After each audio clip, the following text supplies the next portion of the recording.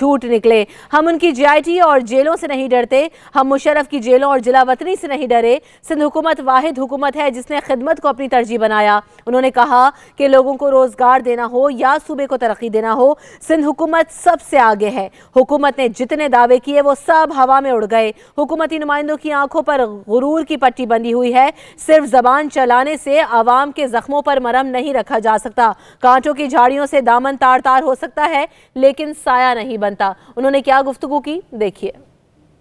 अहल वफाकी हुकूमत सिंध और उसकी आवाम से सोतेला सलूक करने पर डटी हुई है कि मैंने इंतखाबात से पहले कहा था कि खान साहब उसूलों की सियासत से पहले सियासत के उसूल तो सीखो। क्रिकेट में अंपायर की उंगली चलती है, सियासत में अवाम की मर्जी चलती है। आपने इक्तिदार तो हासिल कर लिया लेकिन कौम का वकार कायम ना रख सके। ये हुकूमत जितने आगा जा रही है मुल्क उतना पीछे जा रहा है। अवाम महंगाई की सुनामी में डूब रहे हैं। तो बिलावल भुट्टो ज़रदारी ने आज शदीद तनकीद का निशाना बनाया हुकूमत को। इसी पर बात करेंगे। हमारे साथ सीनियर अवैस तौहीद साहब हम मौजूद हैं। अवैस तौहीद साहब, बहुत शुक्रिया प्रोग्राम के लिए वक्त देने के लिए। बिलावल भुट्टो ज़रदारी शदीद तनकीद करते रहे, कहने लगे कि सिंध से सुतेला सलूक किया जा रहा है। क्या कहेंगे आप उनकी इस तकरीर पर? देखिए, पाकिस्तान पीपल्स पार्टी का जो अब एक बहुत लग रही है, ये नजर रहा है कि वो एक जाराना अंदाज से तहरीक इंसाफ की हुकूमत के आमने सामने हैं और वो तहरीक इंसाफ को चैलेंज कर रहे हैं। और वो ये समझते हैं कि माजी के अंदर जो जीआईटी का जाली बैंक अकाउंट स्कैंडल था उसके अंदर जो मुराद अली शाह को निकालने का मुतालबा था वो, और अभी भी जो तहरीक इंसाफ का मुस्तकिल इसरार है कि मुराद अली शाह साहब को मुस्ताफी होना चाहिए, वो समझते हैं कि कहीं ना कहीं उसमें साजिशी अंसर है और तहरीक इंसाफ उनकी हुकूमत के लिए खतरा बन रही है, सिंध हुकूमत के लिए, और उसी का वो जवाब दे रहे हैं। और अभी जो है वो समझते हैं कि बिलावल साहब कि उनको एक इखलाकी एक फतेह मिली है क्योंकि सुप्रीम कोर्ट से उनके नाम ईसीएल से निकालने का हुक्म दिया था और उसके बाद तहरीक इंसाफ ने अब तक वो ईसीएल में से नाम नहीं निकाले, मुराद अली शाह हो चाहे वो बिलावल भुट्टो साहब हो। तो पीपल्स पार्टी ये समझती है कि तहरीक इंसाफ उनके साथ एक सियासी जंग के लिए अपने पर तोल रही है और पाकिस्तान पीपल्स पार्टी समझती है कि इस वक्त जहाँ पे मईशत कमजोर नजर आ रही है या जो मसाइल में घिरी हुई है तहरीक इंसाफ की हुकूमत, वहां पर उनको चैलेंज करे और एक जाराना अंदाज अपनाए। और इसी वजह से एक पिलर छोड़ा है आसिफ अली ज़रदारी साहब ने, जो इस वक्त स्क्रीन पे नहीं नजर आ रहे, जो सामने नजर नहीं आ रहे, और उन्होंने बिलावल भुट्टो साहब को सामने किया हुआ है कि मौलाना फजल रहमान साहब को एक्टिव किया है। लेकिन मैं नहीं समझता कि मौलाना फजल रहमान साहब कोई खातिर ख्वाह कामयाबी हासिल कर सकेंगे। नून लीग और पाकिस्तान पहले साहब काफी ज्यादा कोशिशें की और अगर अभी की मुलाकात की बात की जाए सालिसी का किरदार अदा करने की कोशिश कर रहे थे, तब भी मौलाना फजल रहमान ने यही स्टेटमेंट दिया था कि एक मानता है तो दूसरा रूठ जाता है और दूसरा मानता है तो पहला वाला रूठ जाता है। तो वो भी कुछ खातिर खा नताइज नहीं हासिल कर पा रहे। देखिए, एक तो मौलाना फजल रहमान साहब की और JUIF की जो सियासत है वो काफी सुखड़ी हुई है और मौलाना फजल रहमान साहब उस सुखी से निकलना चाहते हैं और शर्मिंदगी से निकलना चाहते हैं जो तहरीक इंसाफ ने उनको अपने घर यानी खैबर पख्तूनख्वा में पहुंचाई और जनूबी खैबर पख्तूनख्वा के जिलों में जहाँ पे JUIF की सियासत हमेशा वहाँ पे जीतती थी, वहाँ पर उनको शिकस्त हुई। मौलाना फजल रहमान साहब का की उन्होंने एक मिसाल दी है, हाल ही में किसी को कहा उन्होंने प्राइवेटली कि उनकी कोशिशें उसी तरीके की हैं जिस तरह एक खेत के अंदर दो बैल हैं, एक घर से बाहर नहीं निकलता और एक घर के अंदर जाता नहीं है। तो आसिफ अली ज़रदारी साहब और नवाज शरीफ साहब की नून लीग का भी इसी तरह हाल है और मैं समझता हूँ कि नून लीग के आज भी लीडरान से हमारी मुलाकात हुई थी इस्लामाबाद के अंदर, शाहिद खान अब्बासी साहब, मरियम औरंगजेब साहिबा और मिफ्ता साहब थे, वो भी मईशत को निशाना बना रहे हैं। और दूसरी तरफ तहरीक इंसाफ उस करप्शन के जो इल्जामात हैं, करप्शन के स्कैंडल्स हैं, उन पर वो समझती है कि यहाँ पर हिज़्बुल खिलाफ की जमातें कमजोर हैं, चाहे वो जाली बैंक अकाउंट स्कैंडल हो या फिर नया मुकदमात हो नवाज शरीफ और उनके रुखा के खिलाफ, तो वो समझते हैं वहाँ पे वो हिट कर रहे हैं और दूसरी जानिब पाकिस्तान पीपल्स पार्टी नून लीग समझती है कि कहीं ना कहीं मईशत कमजोरी बन रही है या आगे चल के चलेगी, तो वो मईशत से उसको लताड़ रहे हैं तहरीक इंसाफ को। एक सियासी महाजार आई है, लेकिन आने वाले दिनों के अंदर जो एक बड़ा मसला हो सकता है वो ये कि किस तरीके से तहरीक इंसाफ की हुकूमत जो है वो कानून साजी करेगी, क्योंकि उनको 2/3 अक्सरियत चाहिए किसी तरह की भी कानून साजी करने में। तो वहाँ पे एक मुश्किलात है और सियासी दर्जा हरारत रूज पर है, और इसको कहीं नीचे लाने में, ये न्यूट्रल करने में एक बहुत बड़ी एफर्ट की जरूरत है दोनों जानिब से। ठीक, दोनों जानिब से एफर्ट की जरूरत है यकीनन। अवेस तौहीर साहब साथ ही मौजूद रहेगा। सेनेटर आजिज धामरा साहब हमें ज्वाइन कर रहे हैं, पाकिस्तान पीपल्स पार्टी से ताल्लुक, उनसे भी बात करते हैं। आजिज धामरा साहब बहुत शुक्रिया प्रोग्राम के लिए वक्त दिया। दोनों जानिब से कोशिशें होने की ज़रूरत है, और बात यही है कि जिस तरीके से भी बिलावल भुट्टो जरदारी भी हुकूमत पर शदीद तनकीद करते हुए दिखाई दिए, कुछ दिन पहले तक ये स्टांस था कि हम चलने देना चाहते हैं हुकूमत, तो क्या मामला है? एहतसाब के अमल की वजह से ये रिएक्शन देखने में आ रहा है इस वक्त?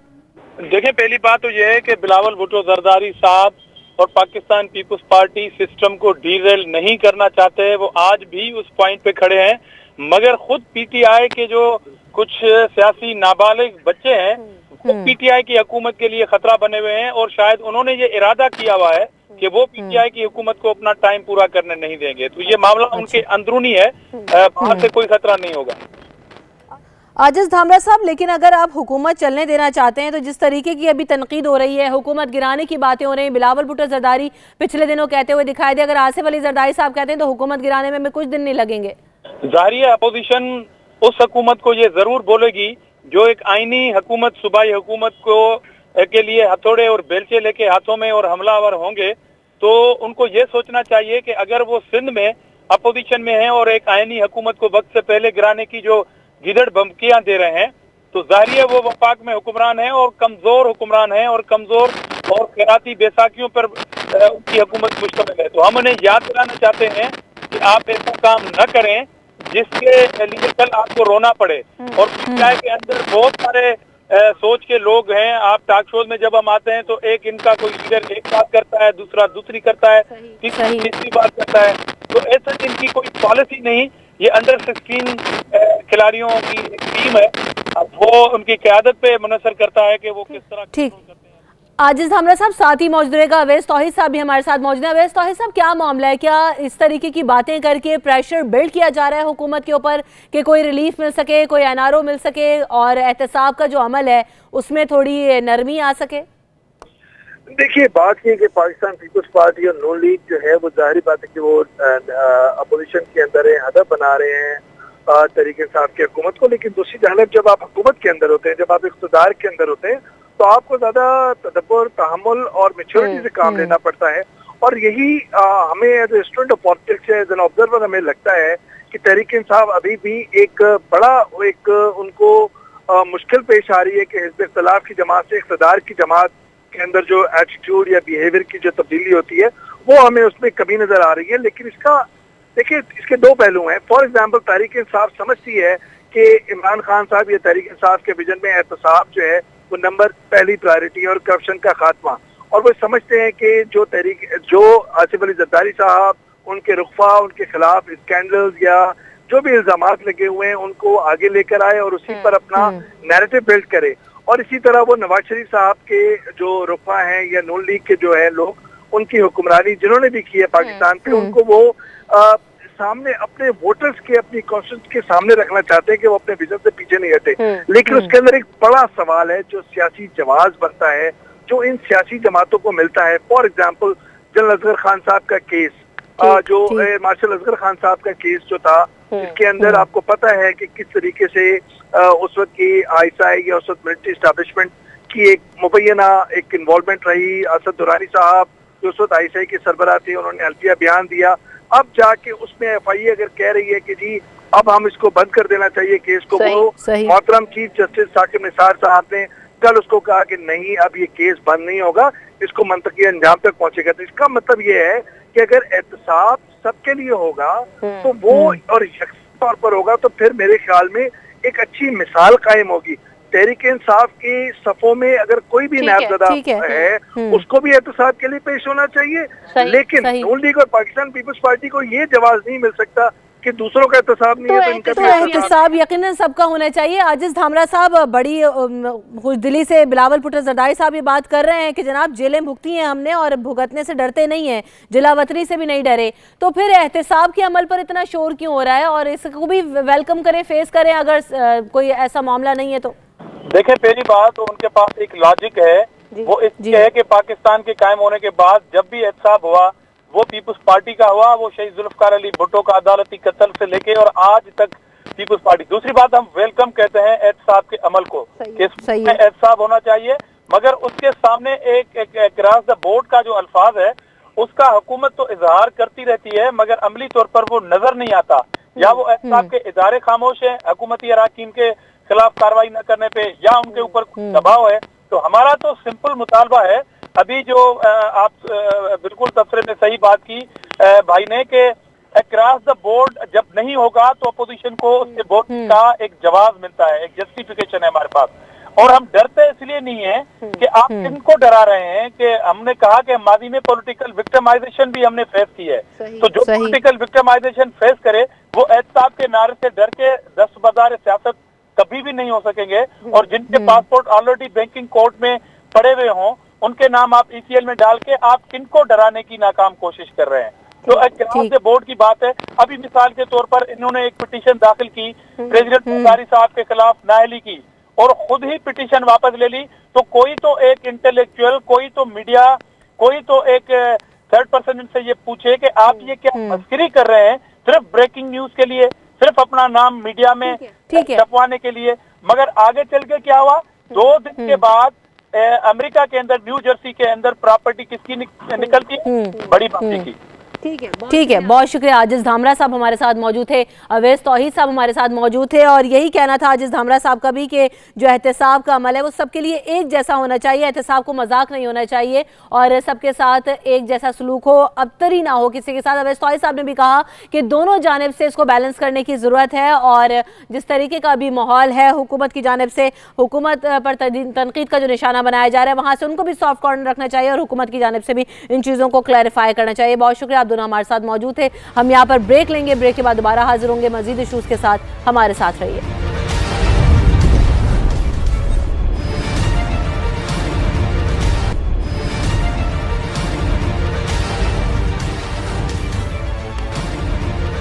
Welcome back in the show. बात करेंगे फौजी अदालतों में तोसी का मामला, जिस पर जराये ये कहते हैं कि हुकूमत ने अपोजिशन जमातों से राब्ते के लिए 2 बड़े नाम मैदान में उतारने का फैसला कर लिया है। शाह महमूद कुरैशी और परवेज खटक अपोजिशन जमातों से मुज़ाकरात का आगाज़ करेंगे। इससे पहले भी यही कहा जा रहा था कि कमेटी बनाई जाएगी मिलिट्री कोर्स के मामले पर जो कि मुशावरत करेगी और अपोजिशन जमातों को एतमाद में लेने का उनको टास्क दिया जाएगा। तो फौजी अदालतों के क़याम का जो मामला है उस पर अपोजिशन को एतमाद में लिया जाना है और ये वक्त की अहम ज़रूरत है कि फौजी अदालतों को एक्सटेंशन दी जाए और हुकूमत ने भी इस हवाले से तैयारी पकड़ ली है।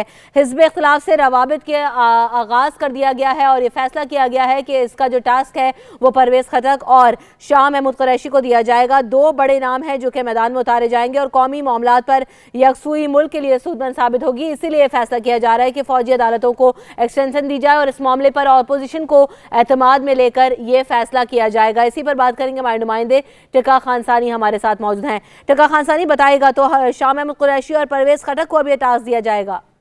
जी बिल्कुल, वजीर आजम ने अपने 2 सीनियर खिलाड़ी जो है ये मैदान में उतारने का फैसला किया है। चूंकि ये फौजी अदालतों में तोसी के हवाले से हुकूमत जो है वो संजीदगी से आगे बढ़ना चाहती है और अपोजिशन की तरफ से बाद नामों पे एतराज किया गया था कि अगर कुछ मखसूस नाम हुए तो उस पर वो मुज़ाकरात नहीं करेंगे, जिसकी वजह से जो वजीर आजम हैं वो चूंकि हर सूरत में हुकूमत चाहती है, अभी तक रिफॉर्म जो जस्टिस के निज़ाम के हवाले से जो रिफॉर्म्स हैं वो अभी तक कंप्लीट नहीं हो सके, इस कौमी असम्बली में पार्लियामेंट से पास नहीं हो सके, अभी वो अंडर प्रोसेस है।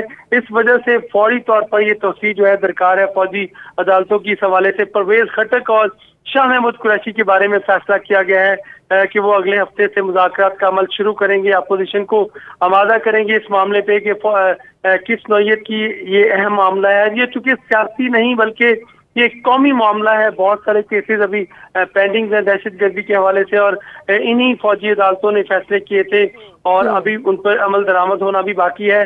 अगरचे बहुत ज्यादा लंबी तोसी नहीं हो सकती, लेकिन हमारे ज़राए का कहना है कि जितनी भी तोसी हुई फौजी अदालतों की हवाले से पहले कौमी इत्तफाकी राय पैदा किया जाएगा और उस हवाले से शाह महमूद कुरैशी और परवेज खटक जो है वो मुज़ाकरात करेंगे और लम्हा ब लम्हा रोजाना की बुनियाद पर वजीर आज़म को रिपोर्ट भी पेश की जाएगी जो मुज़ाकरात तो यानी अपोजिशन को आमादा करने के लिए टास्क मिला है शाह महमूद कुरैशी और परवेज खटक साहब को। टिका खान सानी आपने अपडेट किया, आपका बहुत शुक्रिया। कुछ बात सिंध हुकूमत की करते हैं जिसकी गफलत और नाअहली एक बार फिर खुलकर सामने आ रही है, क्योंकि थरपारकर में कहत साली की शिद्दत खतरनाक हद तक बढ़ गई है। बारिशें नहीं हुई जिसकी वजह से इंसान, जानवर, परिंदे सख्त मुतासर हो रहे हैं। हलाल और पालतू जानवर भूख की वजह से मुर्दा जानवरों को खाने लगे हैं। रवां माह थर में बच्चों की हलाकतों की तादाद भी 20 से जायद हो गई, लेकिन सिंध हुकूमत की कारकर्दगी सिर्फ और सिर्फ कागजों पर नजर आ रही है।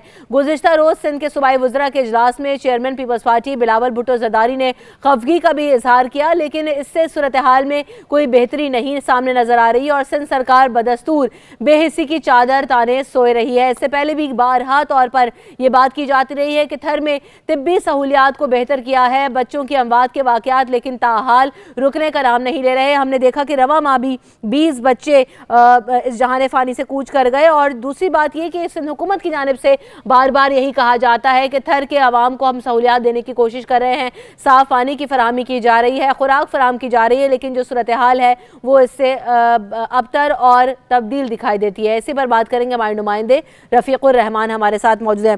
तो रफ़ीक़ुर रहमान बताइएगा, एक तो जानवर भी कहत साली का शिकार हो रहे हैं, इंसान भी परेशान है, क्या हो रहा है ये थर में और सिंध हुकूमत क्या कर रही है?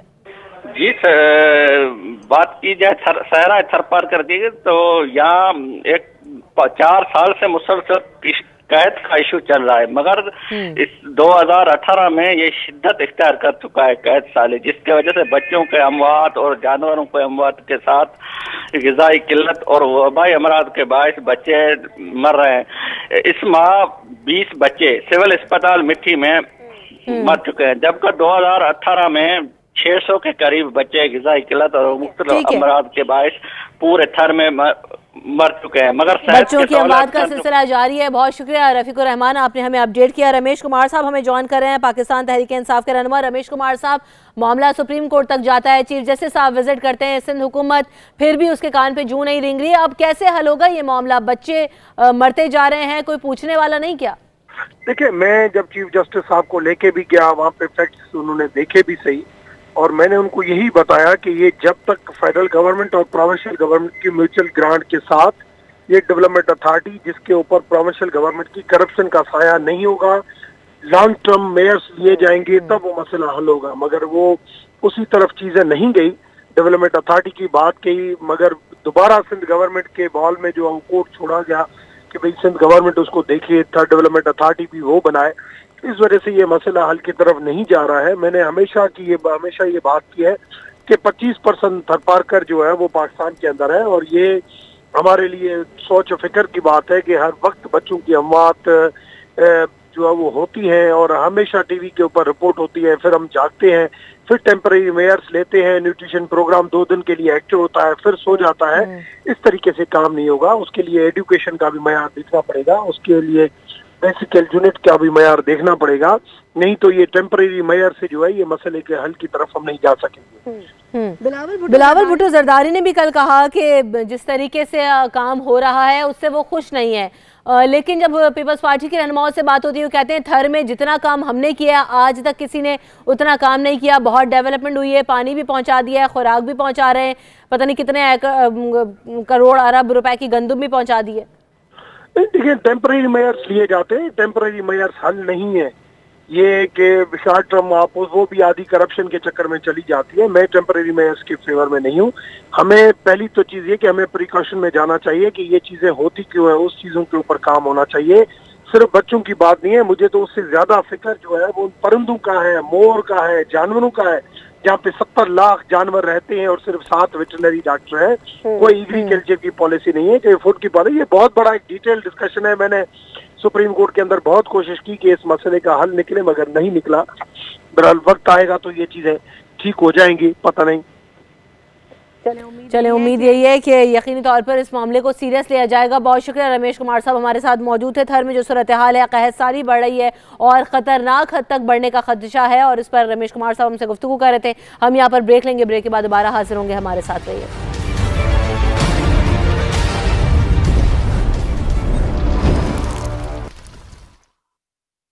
पिज़्ज़ा देसी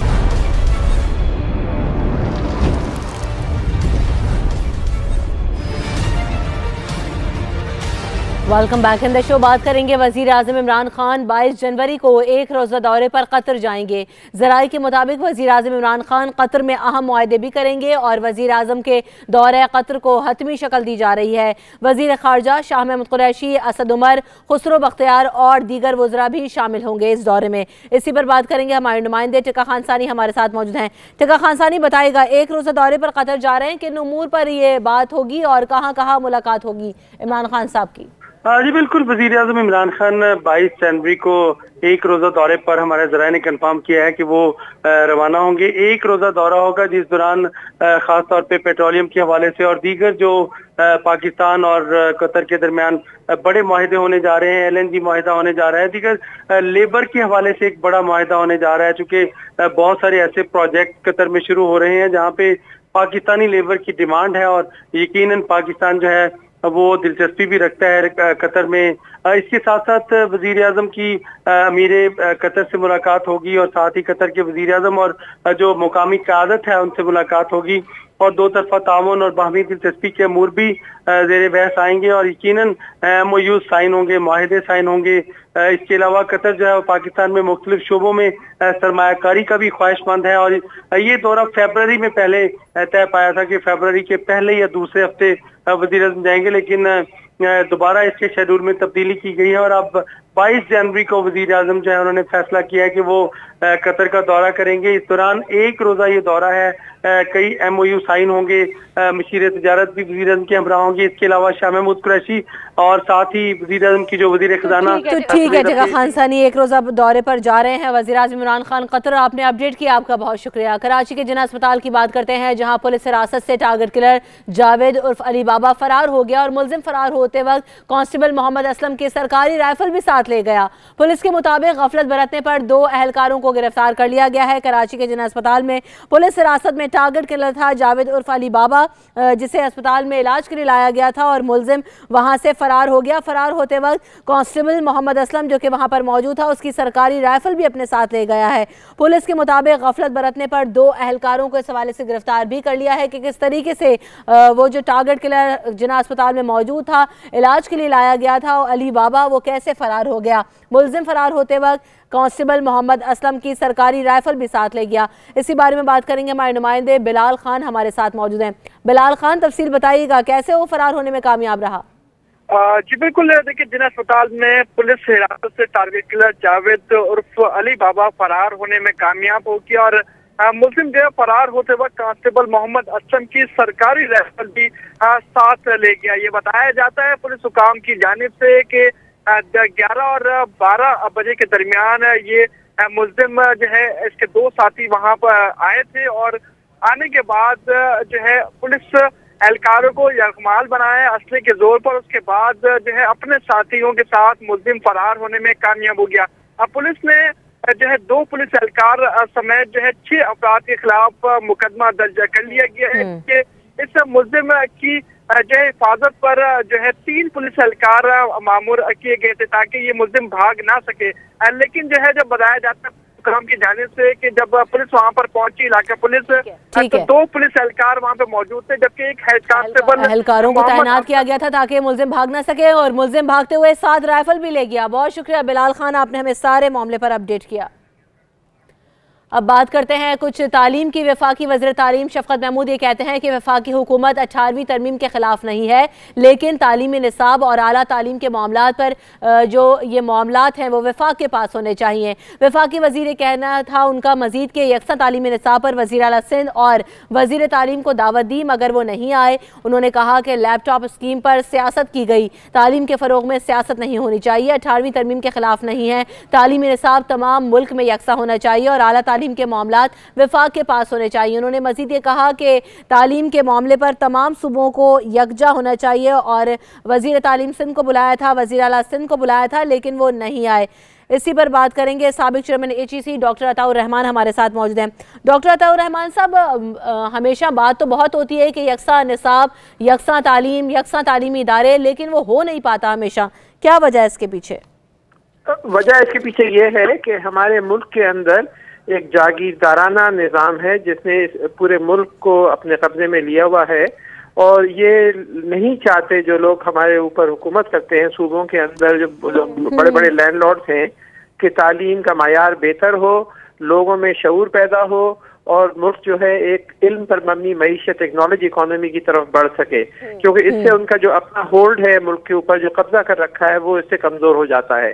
इसी वजह से पिछले 70 साल में आपने देखा कि तालीम के बारे में नारे तो बहुत लगाए गए, लेकिन ऑन ग्राउंड जो है सबसे कमजोर जो हमारा जो कमजोरी रही है वो तालीम के अंदर ही रही है, और पाकिस्तान इसी वजह से बहुत पीछे रह गया है। तो ये बड़ा अच्छा कदम है हमारे फेडरल मिनिस्टर ऑफ एजुकेशन का कि वो तालीम के ऊपर जोर दे रहे हैं और चाहते हैं कि एक निसाब हो और एक तालीम का मयार बुलंद हो, ताकि मुल्क जो है वो तेजी से उभर सके और आगे दूसरे ममालिक के सामने खड़ा हो सके। इस वक्त जो है पाकिस्तान जो है वो श्रीलंका और दूसरे छोटे छोटे ममालिक के मुकाबले बहुत पीछे रह चुका है। बिल्कुल पाकिस्तान तालीम के मयार में बहुत पीछे रह गया। अभी भी 2 करोड़ बच्चे स्कूल नहीं जाते। बहुत शुक्रिया, डॉक्टर अताउर रहमान हमारे साथ मौजूद थे। और अभी शफकत महमूद साहब यही कहते हैं कि यकसा तालीमी निज़ाम होना चाहिए और तालीम के फरोग में सियासत नहीं होनी चाहिए। हम ब्रेक लेंगे, ब्रेक के बाद दोबारा हाजिर होंगे in programme public news room. Stay with अस।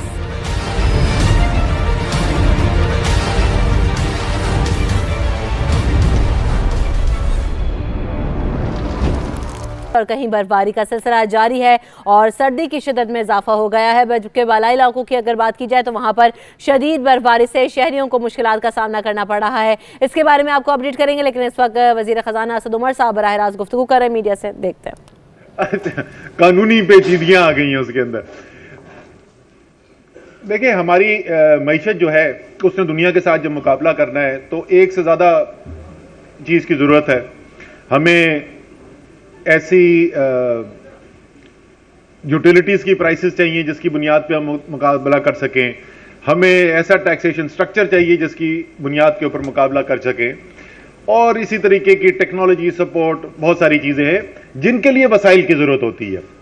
वसाइल हमारे पास महदूद है, वो आपको भी पता है, हमें भी पता है। कोशिश करेंगे तरजीहात बदल के ज्यादा से ज्यादा वसाइल इन चीजों की तरफ हम लाने की कोशिश करें, लेकिन जाहिर है इसके अंदर टाइम लगेगा। लेकिन वो काम जिसमें जेब से कुछ नहीं जाता, जिसमें सरकार का पैसा बचता है।